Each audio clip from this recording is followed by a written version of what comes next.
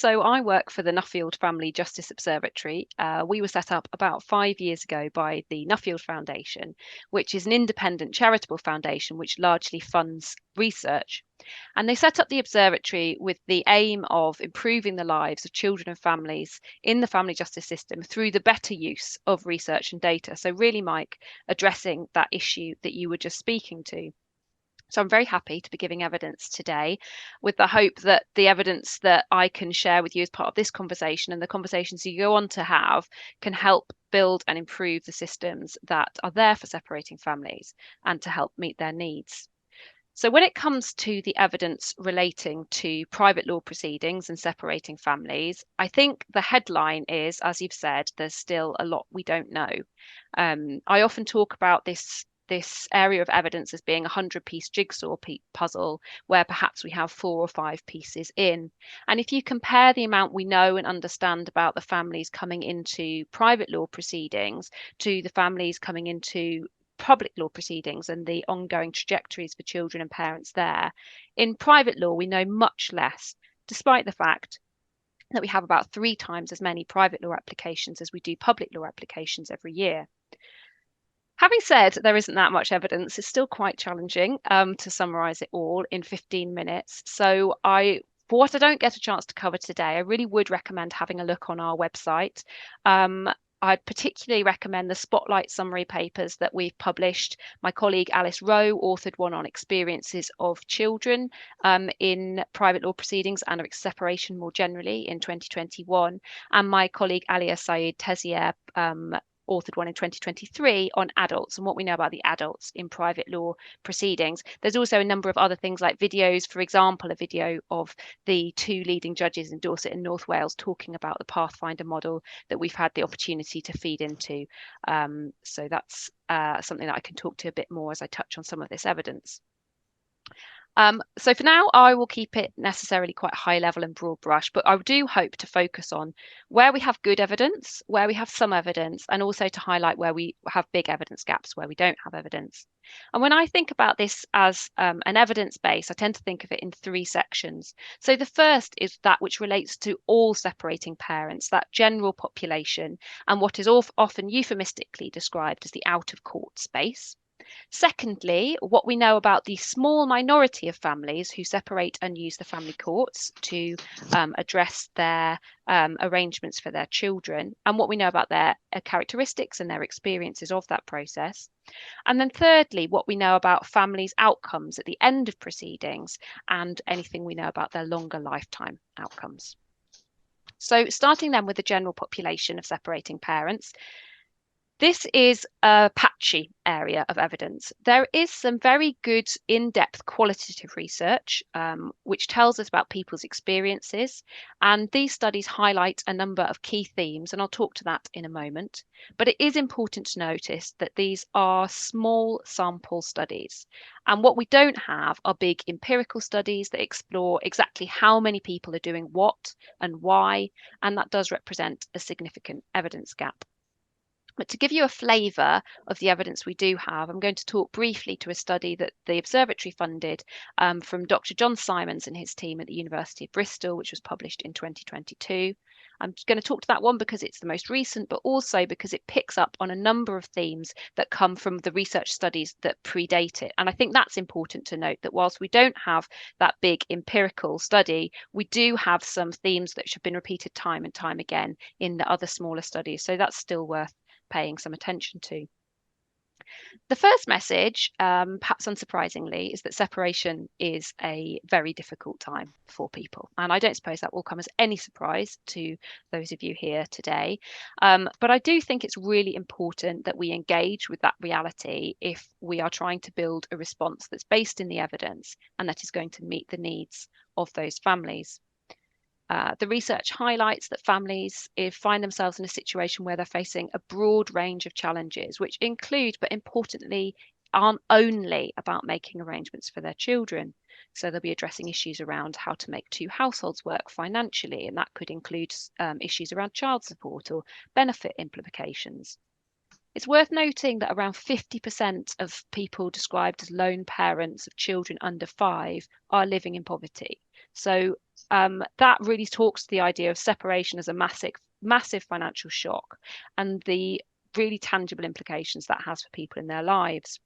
The Bristol study flagged housing as a significant issue in this context in its own right, but also crucially because of the knock-on implications this can have in terms of the arrangements people are trying to make around parenting. So, for example, it can be really very difficult to navigate yourself into a shared care arrangement if you don't have two homes that are safe and secure and ideally geographically proximate. Research tells us that parents value all sorts of different types of support when they are separating. So maybe mediation, legal advice, support from family and friends, emotional support such as counselling. And that often they'll need sources of support for different issues from different places.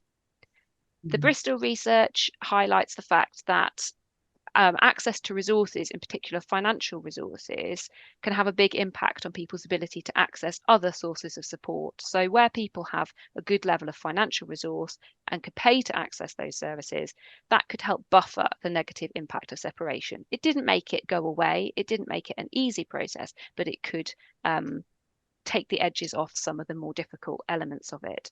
Whereas for families who were really without those financial resources, their access to other sources of support was much more limited, and they were seen to struggle much more with elements of the separation. Related to this is the question of information and information provision. So there's a myriad of information available online. I'm sure this group has discussed this before. It's the well-evidenced message from research over many years now that parents really struggle to navigate this information, to find all the information they need about those various challenges that they're facing, and also to make sure of the quality, to know who to trust at what is obviously a very difficult time. I think the Bristol research makes a hugely important point about parents and their attitudes to protecting children from the impact of separation. All of the parents spoken to in that study talked about the importance of protecting their children and seeing that as their top priority upon separation.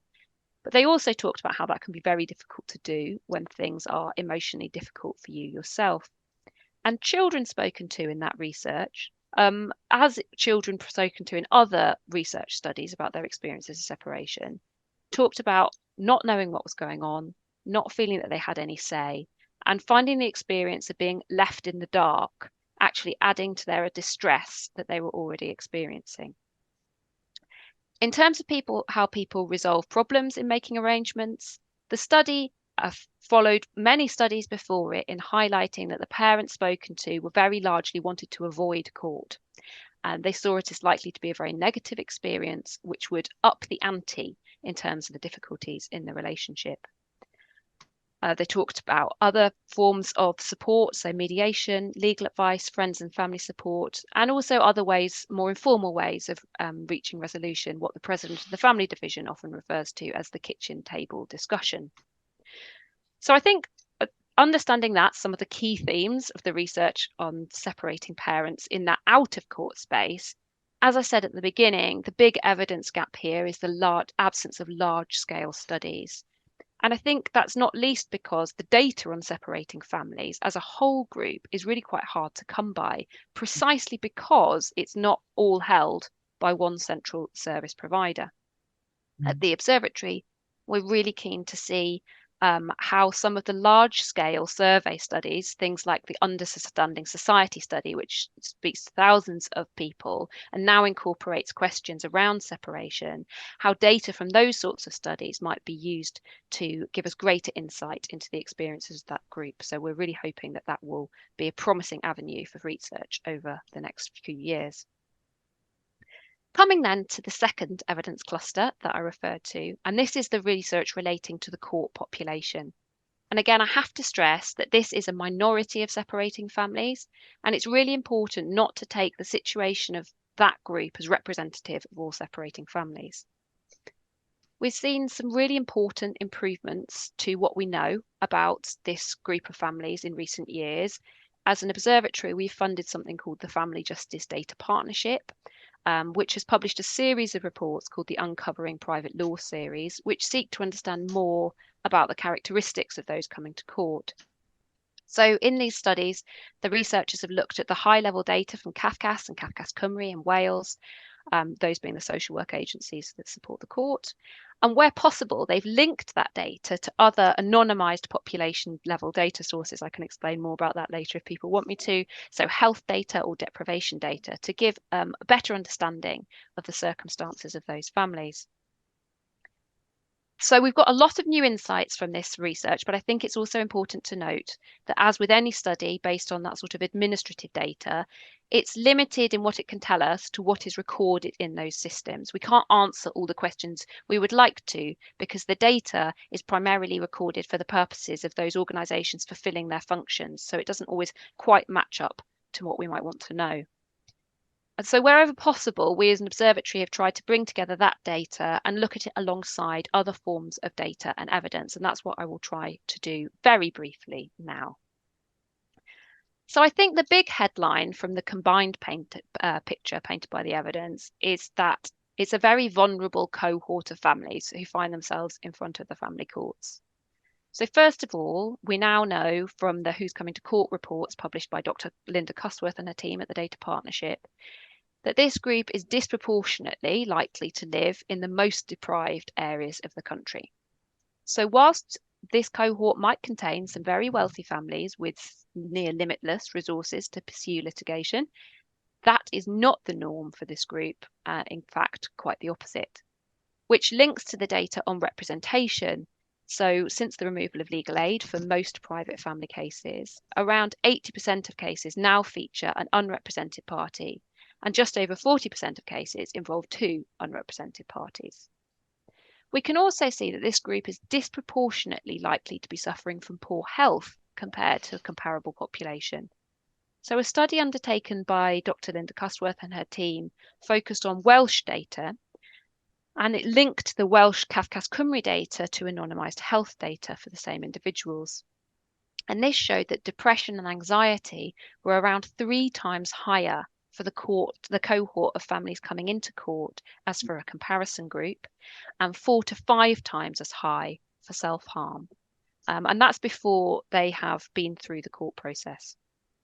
In terms of other characteristics of adults, we know that adults from some ethnicities are overrepresented in the private law group compared to the general population, namely those from Black and mixed heritage ethnicities compared to the general population. But we don't have research on why this is, and we don't have research on how this impacts families' experiences. So that is another key evidence gap in terms of understanding this cohort.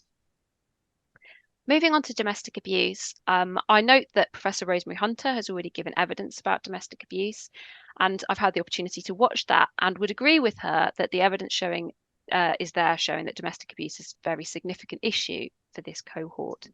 I'd also add that Welsh health study that I just referred to in terms of mental health difficulties also looked for the flags recorded in health systems in respect of domestic abuse. And this is for families before they have gone into court. So this is self-report to health professionals.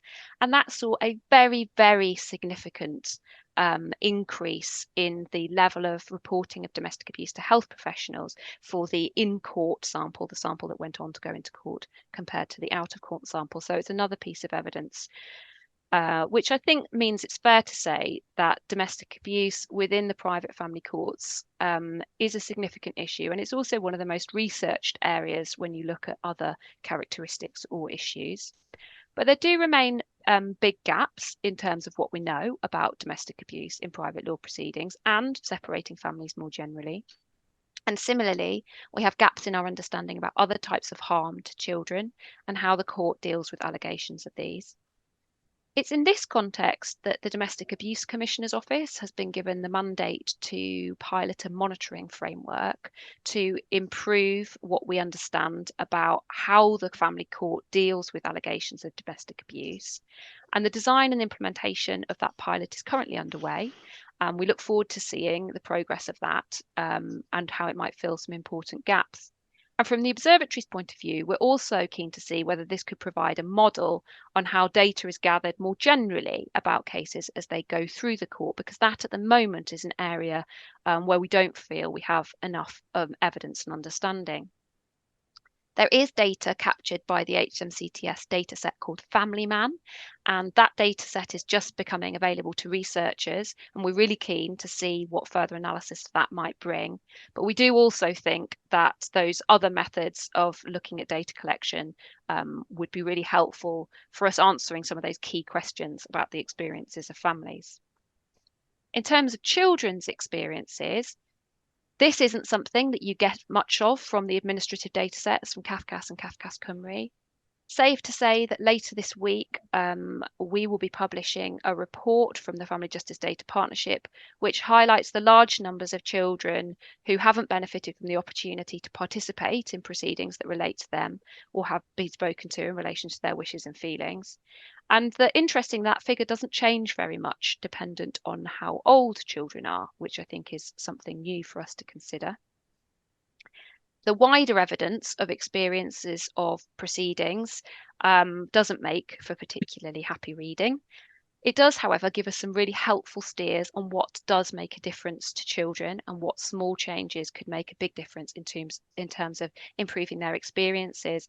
That's something that we've been actively involved in discussing with the Pathfinder sites in Dorset and North Wales, and will be inputting into some of the ongoing training for Cardiff and Birmingham to really ensure that that new pilot model is learning from that evidence base to ensure that we can provide better experiences for children moving forwards.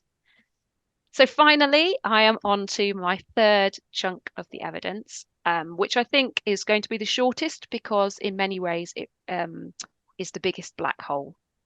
And that is what we know about outcomes, either right at the end of proceedings or in terms of long-term outcomes for families. So because much of what we've learned about families' experiences comes from the CAFCASS data and CAFCASS Cymru data, and CAFCASS and CAFCASS Cymru don't remain involved all the way through the majority of private law cases, we don't actually have access to data which tells us what orders are made across all private law proceedings. That might be something that's changed as we get more access to Family Man, but at the minute that's been a significant gap on our understanding of what happens at the end of proceedings. In terms of longitudinal data, so understanding parents' and children's lives much further into the future after proceedings, that's a really under-researched area, and one that the Observatory is keen to see much greater development in. We are hosting an event in May designed to stimulate further interest from researchers on that topic, partly because the Family Justice Young People's Board made a really powerful case to us for why this should be a research priority. And I think their concerns that currently we have a system that operates knowing really very little about the long-term implications of its actions are ones that really should give us pause for reflection. So that is my whistle-stop tour of the evidence, but I'm very happy to take questions. Although, as I've set out above, more often than not, the answer may be we don't have the data on that, or we don't have the data on that yet. But I do think that in and of itself is a really important message to understand. Clearly, the world can't stand still while we wait for the evidence base to be fully developed before reform takes place. Children and families cannot wait for perfect evidence to be created, if there even is such a thing. But when discussing reform and proposing changes, I do think it's very important that we think about what that existing evidence is telling us, think about where we have strong evidence, where we have emerging evidence, and where we really just don't know. Because I think it's in grappling with that nuanced understanding of the evidence about what we are learning that gives us the best chance of basing any new models in the understanding of what is most likely to work.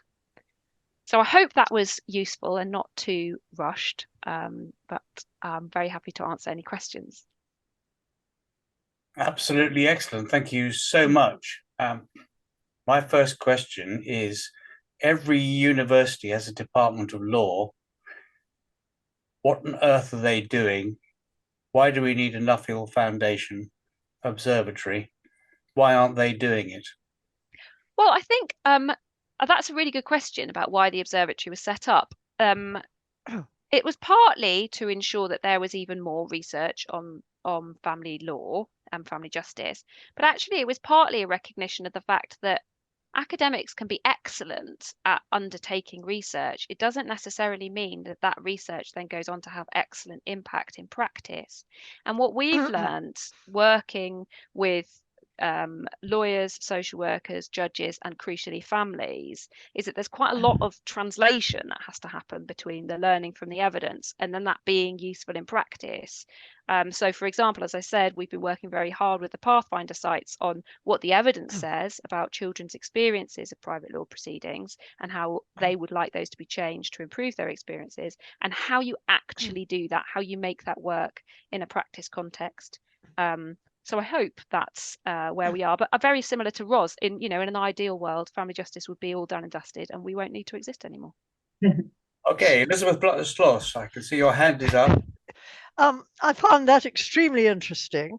I'm very particularly interested in the experiences of children, because when I was a judge, I perhaps unusually used to bring children into my room and find out from them what they actually wanted to happen and what they knew about what was going on. And I wondered in the work that you're doing with Pathfinder, whether you are working on giving children the opportunity to know what's going on and also what they want to happen. Absolutely. So one of the key differences in the Pathfinder model as compared to the child arrangements program, the normal way of doing private law proceedings, is that there's a default presumption that children will be spoken to prior to the first hearing. So that's obviously in cases where that's appropriate with considerations of age and other issues, but that is we are moving towards a model where that first consideration in the welfare checklist is very strongly upheld. And where those opportunities are, there's a discussion with children about how they would like to be involved. Some children do not want to be involved at all, and the evidence makes that clear. But from the international evidence on this issue, that is a minority of children. Others, some will want to speak to a social worker. Others may want to come and meet the judge. Others may want to write to the judge or make a voice recording. For some, they've stressed the real importance of somebody just taking the time to tell them what was decided, because that currently to date has been a big issue. And actually, that's one of the things that Pathfinder has been working on, thinking about how in every final order is recorded who it is expected will communicate the outcome of these proceedings to the child. So it is a sort of wraparound approach to participation has really been their focus. If I could just add to that, I'm wondering at what age children are in fact interviewed, because my experience, again, many years ago, was actually very young children, 6, 7, 8, can give an extremely clear account of what's happened and what they want. I think there's no default age setting either in Pathfinder or I think generally, but it's been an issue of sort of continued conversation. And I think the international direction of travel has been towards speaking to younger and younger children, partly because, as you say, they often have a really interesting and coherent narrative of what's going on in their life. And also because the opportunity to participate in proceedings fulfills some other functions for them. So it might be the only opportunity they get to ask questions to somebody who understands what's going on, because often parents don't have a full understanding of what's happening in the system because it can be really complicated and confusing, but also to somebody they perceive to be neutral. So I think it's still a question for the individual child and what would be appropriate for them. But I do think consideration of the benefits for younger children are definitely at the forefront of people's minds.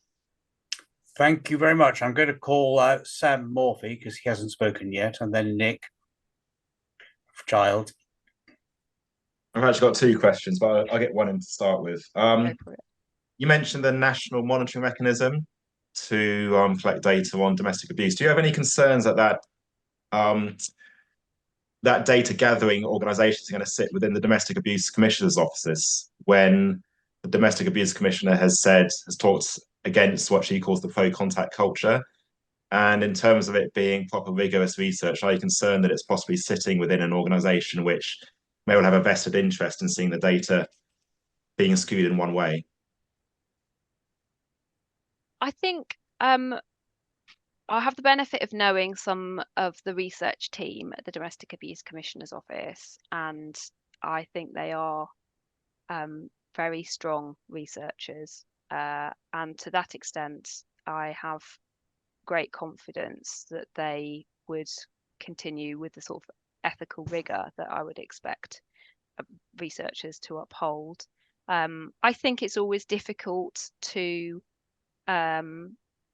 find a home for initiatives that coordinate the level of knowledge and expertise about issues with everybody feeling that they are wholly impartial. But certainly from what I've heard about the developments to date, I think it's going to be a really positive development. And I think a lot of the questions that people have been struggling with, regardless of their viewpoint on the issue of domestic abuse within the family courts, the issues of, well, how often is it alleged and what does that mean? And is interim contact ordered? And do we have fact findings? And how often do fact findings relate in no findings?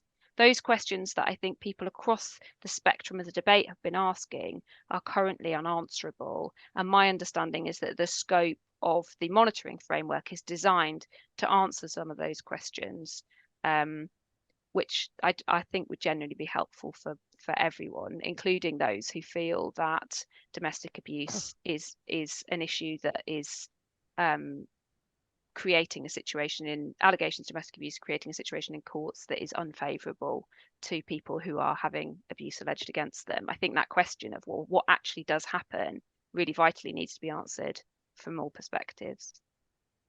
Okay, thank you. I'm not going to let you have two questions straight off. I was I'm going to move to Nick Child and then Ian. Thanks, Mike. Thank you, Jude. I was a child psychiatrist, and so I remember having to collect loads of data, and I love the work that Jude and her agency are doing to demonstrate the gap in the data. However, I'm now working with Two Wishes, which is about changing the whole culture so that everybody comes to MPs and professionals and decision makers, not just saying, can we avoid court, but what can we have in place of it? So that's kind of Two Wishes objectives. And two things were interesting to me from what you said, Jude. It seems that the parents in one of the studies, they seem to know and be keen to avoid court already. So that is really good news in the sense that we worry that courts may not in every case be helpful. Can I just check that the implication is that in order to avoid court and do well, there does need to be earlier, effective, accessible services for families? It's kind of obvious, but I just wanted to check that. And secondly, a related question, for those families, the majority of families who don't go to court, do we know that not going to court does automatically produce better outcomes, or might there be a whole lot of bad outcomes lurking in those who avoid court because they haven't got the money or don't want to cause it, make it get worse? Thanks. So the first question, Nick, in relation to the families who wanted to avoid court, and would it be better to have a broader range of services available to them to help them do that? I think the answer is yes. That study, in the Bristol study, it was families, the majority of those families didn't go to court and a smaller portion did go to court, but all of them talked about wanting to avoid going to court, and that is a repeated finding of previous research studies that predate that. But as you say, sometimes that desire, in the face of still having an issue that you haven't been able to resolve, that's the only option left on the table. And there will be situations in which court is the appropriate option. But I think thinking about how do we ensure that every family has access to the right support for their needs at the right time, at the earliest time, to enable them to do what they say they want to do, which is to prioritise their children's needs and to minimise the impact of the separation on them, then I think it's a really strong case for thinking, how do we make sure that we don't have that patchwork of provision, and that we make sure that it's not entirely dependent on people's financial resources as to whether they can access things or not. You have to remind me of your second question. Sorry, Nick. The second question was whether you know that now not going to court does mean always a better outcome, or are there some pretty nasty outcomes lurking there? I think that goes into my third bracket of what we don't know, which is on outcomes. No, I don't think we have good evidence that tells us that families who don't go to court have better outcomes. I think there are really negative experiences captured within the research of being involved in court proceedings, and I think many of the people who are here today would be able to articulate that very well. But I don't think that we can assume that every family that doesn't go through the court process ends up with a result that is what is best for them and for their children. I simply don't think we know at this point in time. Thank you very much. We're just coming up to the hour, so I'm going to take Ian and then Alan, and then I think we can say thank you very much to everybody.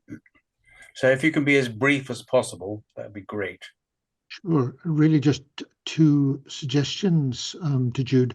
Were you aware that Dr. Sarah Foley at Edinburgh University is going to be doing what seems to be quite a large study of children's experience of shared parenting? Yes, I have spoken to Sarah about it, and good. I'm very much awaiting the outcome of that one. Well, that'll be some time because she's only just started, but yes. And have you looked at the Growing Up in Scotland's study? Obviously, it's not. I know that your work is mainly related to England and Wales, but Gus has done work on things like the contact of children with fathers. It's not a good study in the sense that they don't usually talk to the father, but it does have some information in it. I have not particularly recently, and it's a good one to signpost me to, Ian, because as I said, we are hosting an event in May aimed at trying to fill some of the research gaps, particularly on outcomes, and we're trying to pull together all of the examples of where we think there has been some sort of research that we'd like to see replicated for this cohort or strengthened. So I will add that one to my list. Thank you. Okay, thank you. Alan. Just picking up on Sam's question about the surveys, the construction surveys. I wondered if you would be considering consulting on the design of surveys before they're being carried out, because I mean, certainly, for example, the one that the Domestic Abuse Commissioner recently did of barristers and solicitors, certainly the barrister one was written by someone who obviously didn't understand many things about the family law system. So if it's the same people do, I mean, ideally there'd be an opportunity for everyone to agree the methodology is sound before the studies are undertaken. So for the monitoring framework, there's different elements to that, some of which is about actual data capture from the court files, and then some of which is more qualitative work. We hope to be having ongoing conversations with the Domestic Abuse Commissioner's Office about how that develops. But yeah, I would very much hope that they utilise networks, us included, to ensure that that's really as grounded as possible in a good understanding of how the system works, because I think, as I said earlier, it really is to everybody's advantage for us to have a better understanding of how domestic abuse and allegations of domestic abuse are being dealt with within the family court. So we're really keen to support that in every way we can.